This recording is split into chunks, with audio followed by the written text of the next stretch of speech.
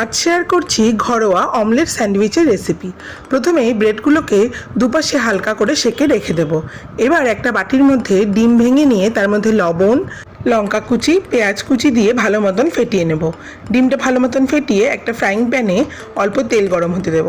এবার এর মধ্যে ফেটিয়ে রাখা ডিমটা দিয়ে 4 ভাগ করে ভালো মতন দুদিকে ভেজে নেব। ভেজে উঠিয়ে রেখে দেব। এবারে যেই ব্রেডগুলো সেঁকে রেখেছিলাম তার এক পাশে লাগাবো টমেটো কেচাপ।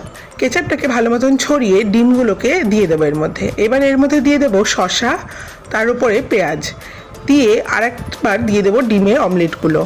তারপরে ওপর থেকে আরেকটু সস দিয়ে আরেকটা ব্রেডের মধ্যে অল্প মেয়োনিজ লাগিয়ে এই ব্রেডের ওপরে চাপা দিয়ে দেবো।